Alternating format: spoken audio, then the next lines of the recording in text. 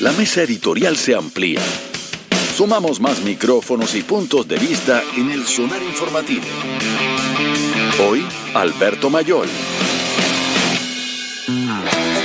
8:35. Don Alberto Mayol, ¿cómo está usted? Muy buenos días o tardes, en rigor.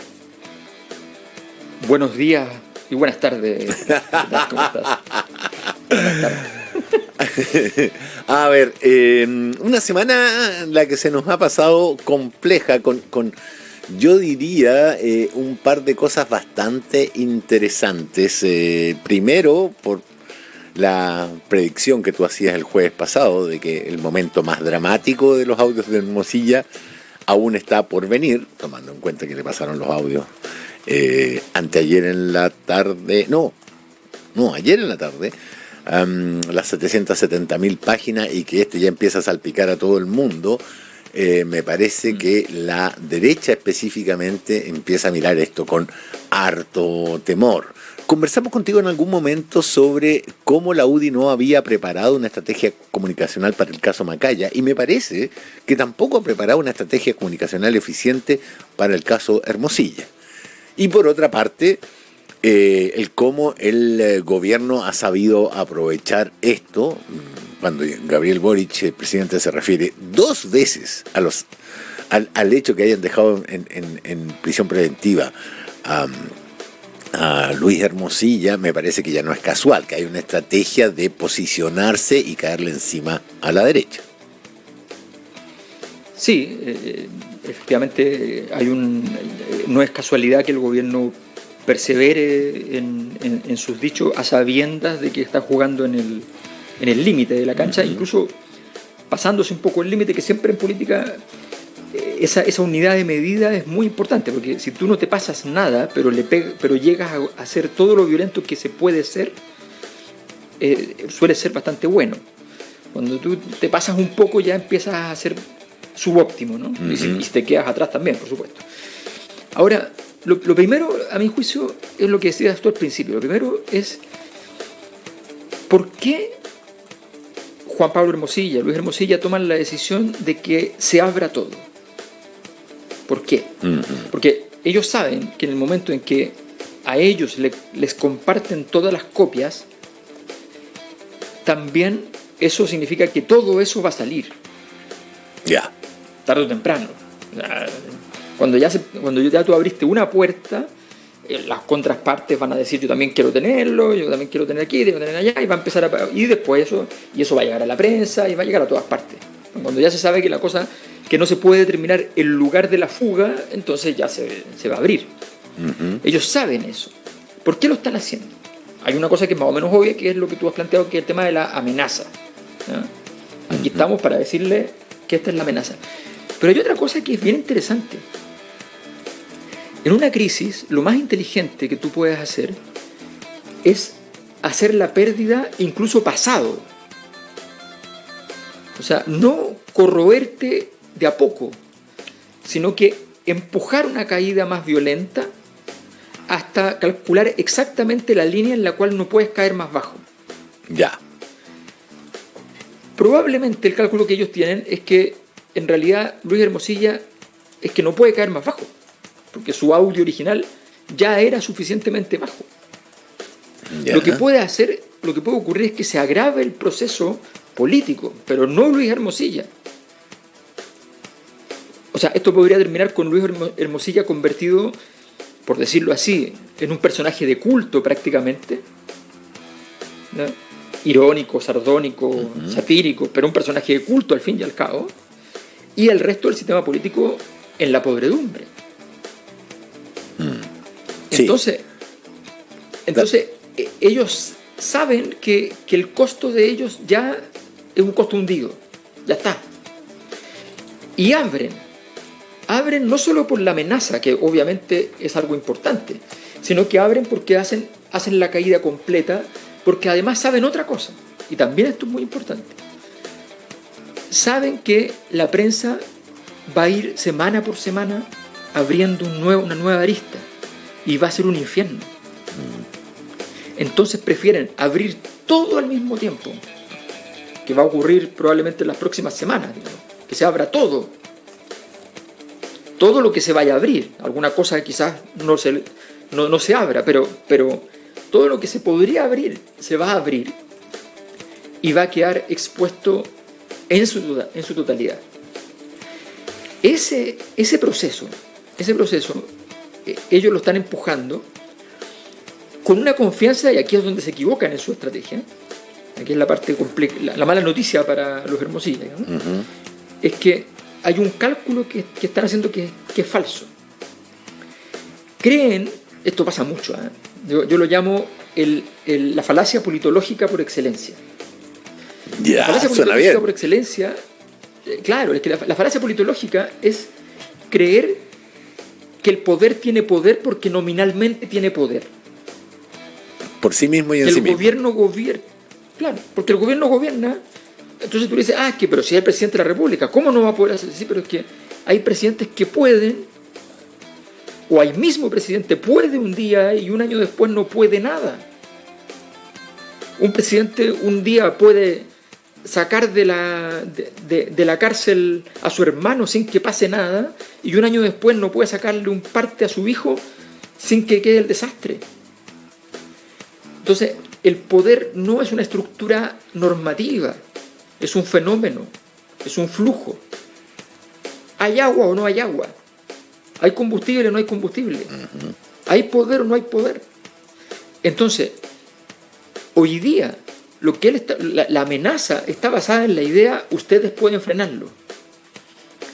Y los del sistema político creen que también pueden frenarlo, porque también ellos son los primeros que creen en la falacia politológica, porque eso los hace levantarse todos los días muy felices de que están en el lugar correcto donde no les puede pasar nada.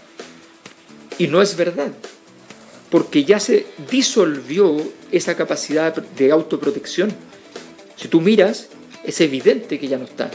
Y por tanto, la mala noticia para los Hermosillas y la mala noticia para toda la élite es que esto va a avanzar estocásticamente, siempre hay un poco de azar, pero no se va a frenar. Puedes tener más suerte o menos suerte, pero no se va a frenar por las artes y las capacidades del sistema político. Eso es evidente. ¿Y cómo se va a frenar? ¿Por sí mismo va a perder el momentum? Es que aquí el azar es muy importante. Uh-huh. Maquiavelo, con todo su estudio sobre el poder, siempre decía la variable más importante es la fortuna. Piensa tú simplemente en el presidente Boric.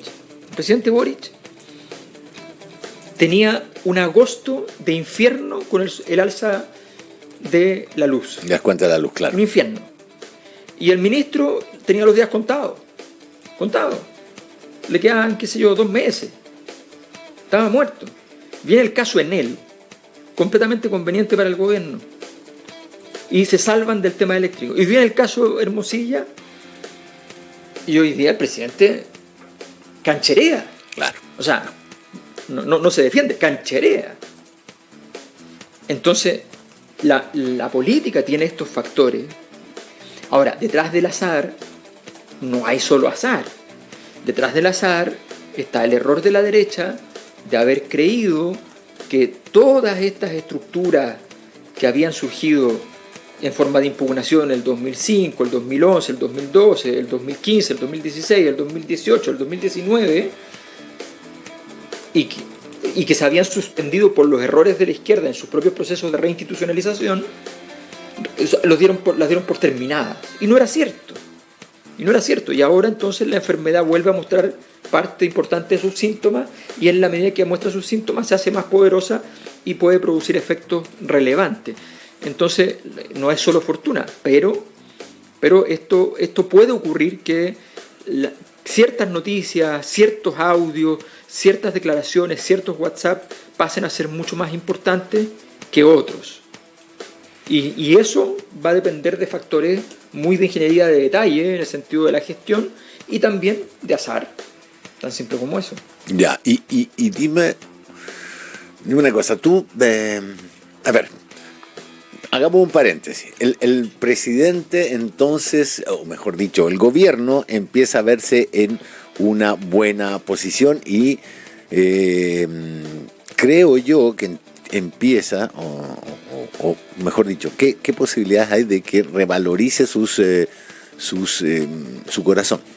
Su corazón, que era el movimiento estudiantil, digamos, porque acá lo que hemos visto es una combinación de ministros que fueron parte de aquel core business, hubiera dicho el presidente Piñera, que es el movimiento estudiantil, y otros que son del know-how antiguo de la Concertación.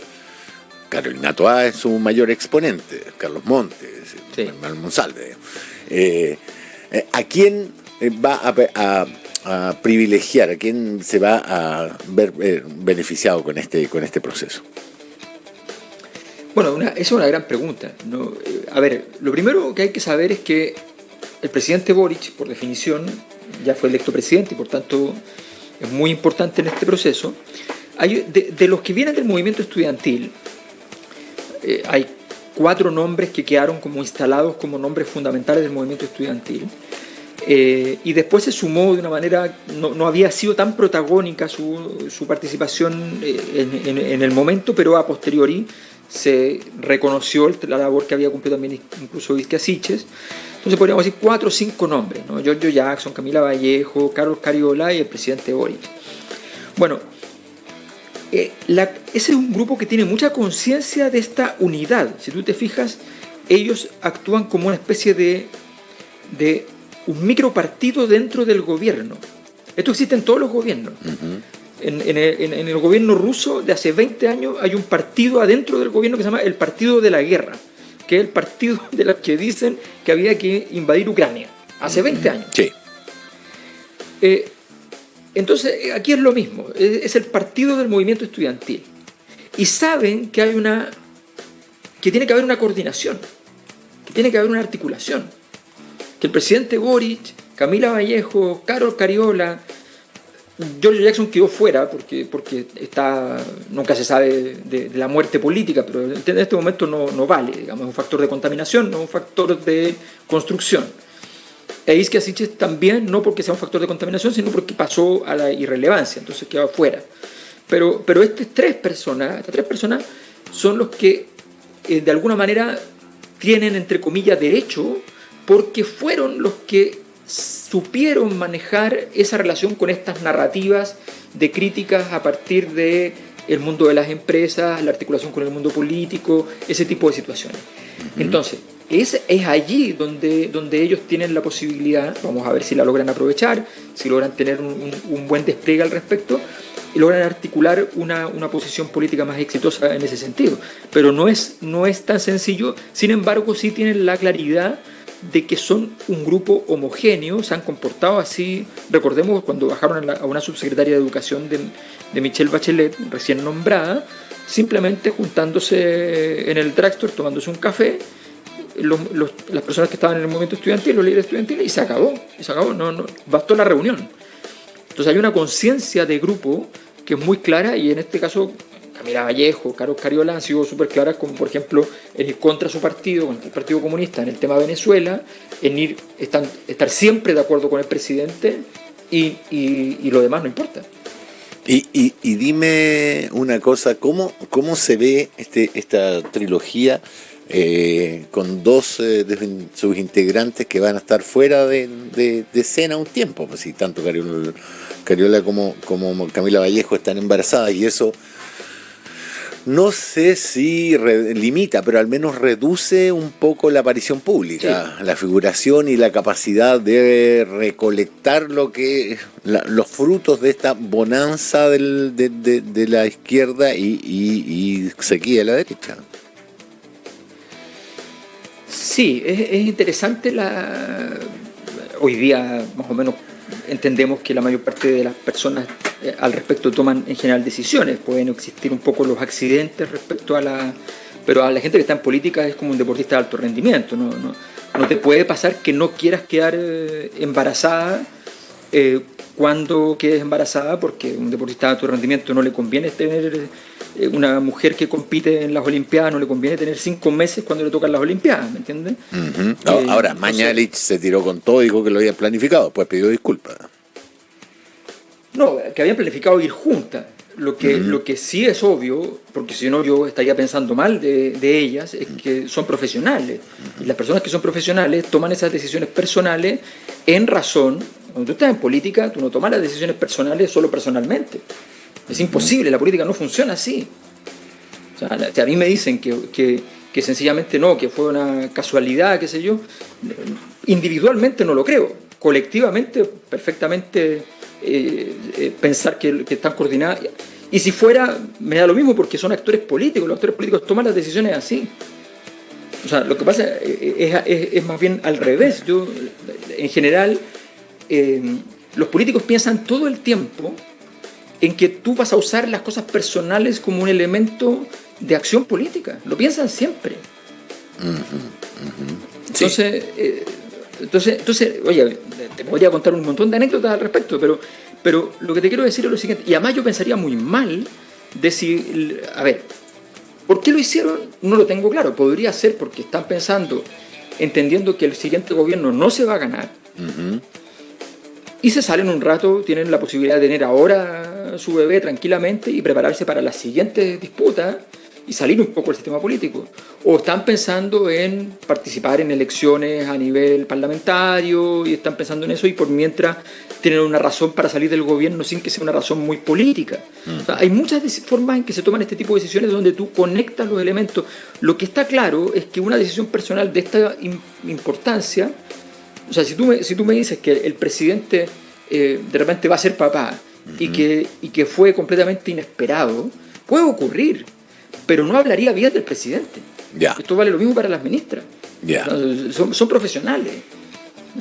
A ti no te puede pasar eso. Entonces, sencillamente lo que sí creo es que ellas han tomado una decisión a razón de un escenario que ellas vislumbran y que consideran entonces que su estancia, su participación al final del gobierno no era perentoria, no era indispensable y que además... Ya han optado por una decisión que compete más a sus decisiones personales, al proyecto de la maternidad. Al proyecto de la maternidad, pero insisto con esto, esto es, yo sé que es un poco ominoso, no es tanto como lo que dijo Mañalich, pero seamos claros, un político no va a tomar una decisión personal. O sea, pregúntale a cualquier esposo de alguien que está en política. No va a tomar una decisión personal solo con factores personales. No va a ocurrir. Eso no va a ocurrir y nadie te lo creería. O sea, es una cosa completamente evidente. Mira, cuando yo con mi señora adoptamos, primero nos llamaron todos los medios, nosotros nos dimos entrevistas. Pero los políticos que hablaban conmigo y se enteraban por alguna razón de la situación, me miraban con una cara de competencia desleal. Me decían, ¿cómo no se me ocurrió a mí? O sea, palmita sea, ¿me entiendes? Entonces, yo te puedo decir que es evidente que los políticos profesionales no hacen cosas solo por razones personales. Perfecto. En el Sonar Informativo también jugamos. Es el momento de los deportes o algo así. Con Ignacio Pérez Tuesta. 8:54, don Ignacio Pérez Tuesta, en el día del partido. Sí, señor. Buenos días, don Alberto. ¿Cómo está? Don Ignacio, ¿qué tal? Un gusto. Oiga, va a ver el partido. Tiene, la diferencia ahora tarde por allá, porque el partido es a las 8 de la noche, hora de Chile. Mira, lo que tengo que ver es cómo verlo. Eso es lo primero.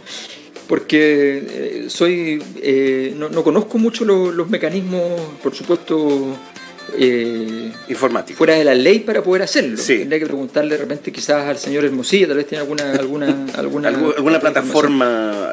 Alguna plataforma. Claro.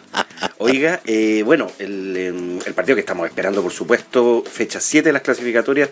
Ricardo Gareca con algunas bajas, pero ayer ya habría definido el técnico de la selección el equipo que va a saltar hoy día a la cancha del Monumental de River Plate, 20 horas, recordemos.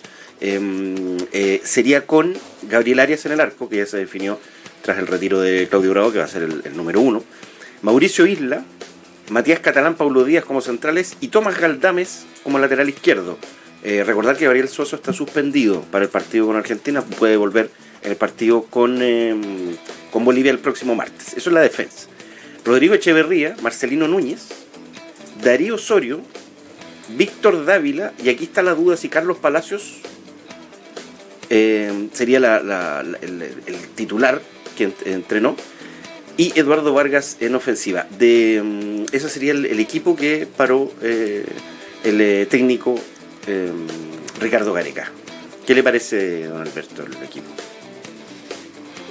Yo creo que hay un problema que no tiene que ver con la formación, sino que como que hay un momento entre el retiro de Bravo y todo eso, como que, y las declaraciones de Gareca, que yo creo que fueron más bien para producir un poco de irritación interna y darles un poquito de energía. Hay poca fe, ¿no? Como que hay poca fe. No hay un ambiente así o sea, aquí vamos y jugamos. Y toda la polémica previa que Argentina iba a hacer el homenaje y qué sé yo. Entonces, todo ese tipo de cosas nos han ayudado a generarnos un efecto motivacional, digamos, el efecto Jara, por decirlo así. Exacto. No tenemos un efecto Jara. Sí.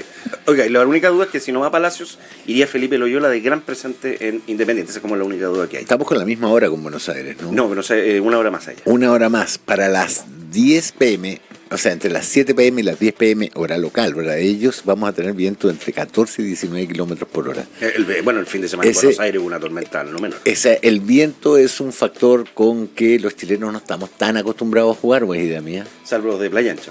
Claro. Y los de Punta Arenas. ¿Y cuántos de Punta Arenas hay en la selección? No, te lo digo porque en Buenos Aires, o sea, los jugadores rioplatenses están harto más acostumbrados al viento. Hay partidos donde en la cancha de Boca tiran las bengalas y el humo se va enseguida. Así es, sí, de hecho. De hecho, entonces a mí me parece que es un factor que evidentemente los jugadores tienen en cuenta, pero en el cual uno no se fija poco hasta que empieza a echar garabatos frente al televisor. Claro. Así que, bueno vamos a que el jugador argentino es como el emblema del jugador capaz de enfrentar escenarios hostiles. O sea, se siente muy cómodo en escenarios hostiles. Yo me acuerdo de esa famosa semifinal con Argentina del 90 en Santiago con una lluvia tremenda. Los argentinos se sentían cómodos jugando así, no había problema. Claro. Sí, así que... Tenían la cancha como si fueran los locales, de hecho. Me acuerdo perfecto. Tal cual. Así es que bueno, vamos a estar atentos con eso. La fecha arranca hoy con Bolivia y Venezuela a las 4. ¿Usted va a estar acá en la tarde? No, ¿por qué? Yo estaré en mi casa. ¿Cómo diablos hago yo para el partido Uruguay?